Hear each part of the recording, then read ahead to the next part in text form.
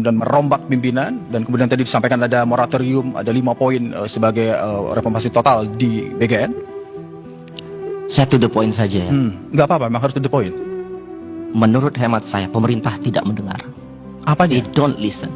Di mananya? Bagian mananya Anda? Ini sudah 1,5 tahun. Kerusakan sudah terjadi, lumbung sudah terbakar, korupsi sudah terjadi.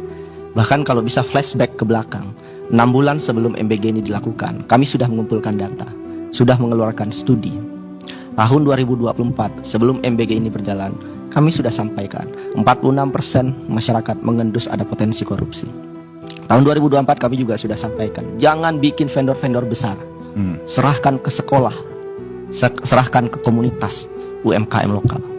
Tahun 2024 kami juga sudah sampaikan potensi korupsinya dari mana saja, di SPPG itu di mana saja, mulai dari pengadaan, penyalahgunaan pengawasan. Tahun 2024 kami bahkan juga sudah sampaikan ada potensi keracunan.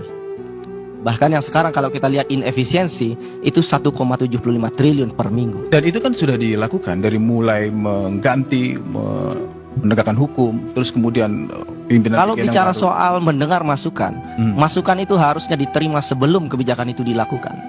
Maka kalau sekarang ketika korupsi sudah terjadi, apakah kemudian salah masyarakat menuntut pemerintah? Ini bisa tidak terjadi sama sekali kalau dari awal kebijakannya benar. Kalau di awal rente-rente dapur itu tidak dimiliki oleh partai politik, ormas, yayasan yang terafiliasi dengan pemerintah, ini bisa dicegah. Tapi apa yang terjadi? Naskah akademik kebijakan ini tidak pernah ada. Ada banyak profesor di negara ini, ada BRIN, Bappenas, tidak ada satupun naskah akademik. Kami mengeluarkan studi itu sebelum MBG itu dilakukan. Tapi apa yang terjadi? Tidak didengar. Dan kalau boleh saya jujur, setelah 1,5 tahun, apakah saya marah? Saya marah. Saya dapat beasiswa LPDP, saya lakukan apa yang saya bisa, bikin studi. Saya pengen tidak ada korupsi, dan kami sudah mengeluarkan studi itu. Dan sekarang korupsi terjadi. Triliunan rupiah uang sudah hilang. Tapi dalam konteks perbaikan, evaluasi, pengakuan dari pemerintah bahwa benar ada kesalahan dan masih ada sisa waktu 3,5 tahun untuk memperbaiki, Anda melihat? Saya sangat menerima secara empati ya, bahwa pemerintah mengakui ada kesalahan. Tapi kan ini bukan perusahaan.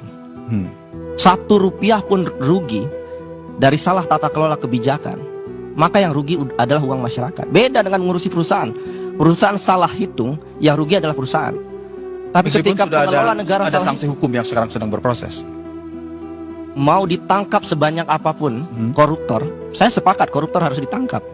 Tapi pertanyaannya, apakah kemudian uang yang hilang ini lantas kemudian kembali? Apakah kemudian sampai 2029 kita disuguhi tangkap menangkap terus? Dan lebih parah lagi, sebetulnya inefisiensi dari program ini luar biasa. Itu kenapa saya selalu meyakini empirical based evidence. Jangan sampai di negara ini politik rente mengalahkan kajian akademik. Itu yang kami sesalkan. Karena dari awal kajian akademiknya nggak kuat, pilotingnya nggak ada, hantam saja kiri kanan depan belakang, dan sekarang setelah 1,5 tahun, lumbung padi sudah terbakar. Korupsi sudah terjadi. Dan kemudian kita membahas ini lagi berulang-ulang, evaluasi tata kelola. No, tata kelola itu dilakukan sejak hari pertama kebijakan itu diluncurkan. Sebagai bentuk evaluasi, Anda tidak melihat ada perbaikan? MBG adalah program yang harus dihentikan. Apa penjelasan Anda? Sekarang apa yang kami khawatirkan itu terbukti semua. Keracunan sudah terjadi, korupsi masif sudah terjadi. Bahkan ini jadi potensi salah satu skandal korupsi terbesar mungkin selama 10 tahun terakhir. Nah, kita ingin pemerintah berpikir, apakah ini dilanjutkan atau diberhentikan? Ini pertanyaan sederhana sekali.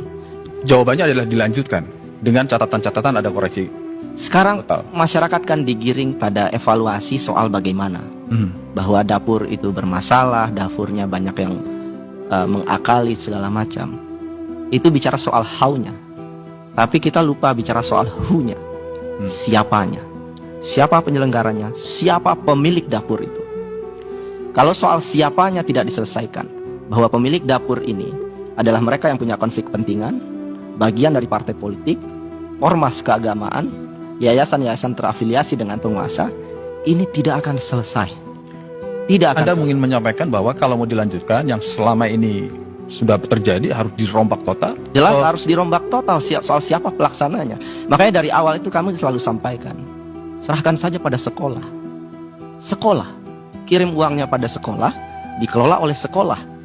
Tapi ini kan tidak dilakukan karena rantainya jadi pendek dan tidak bisa dikorupsi. Itu kenapa dari awal kami dorong sekolah, sekolah, dan sekolah. Tapi kan tidak didengar oleh pemerintah. Bahkan kalau bicara soal efektivitas, soal target tepat sasaran yang sekarang digaungkan oleh pemerintah, itu sudah kami sampaikan sebelum MBG itu dilakukan. Saya menghitung detil angkanya berapa jumlah ibu hamil, jumlah balita, anak SD sampai SMA, itu totalnya 41 juta. Kalau hanya dihilangkan, kemudian dihilangkan SMA dan hanya anak SD saja, jumlahnya 26 juta. Kalau dilakukan oleh sekolah dengan asumsi 8.000 dan 2.000, kemudian marginnya itu hanya 10.000 per tahun, itu hanya 66 triliun. Kita nggak butuh 268 triliun anggaran besar-besaran yang dipangkas luar biasa ke daerah saat ini. Bahkan kalau boleh fair, 66 triliun itu bisa diambilkan dari pajak progresif, dari royalti minerba yang kemudian tidak didorong pada pajak kelas menengah dan kelas bawah. Ada banyak cara mengelola kebijakan ini. Tapi sekarang ya seperti pepatahnya orang kampung Andre ya, menang sorak kampung tergadai.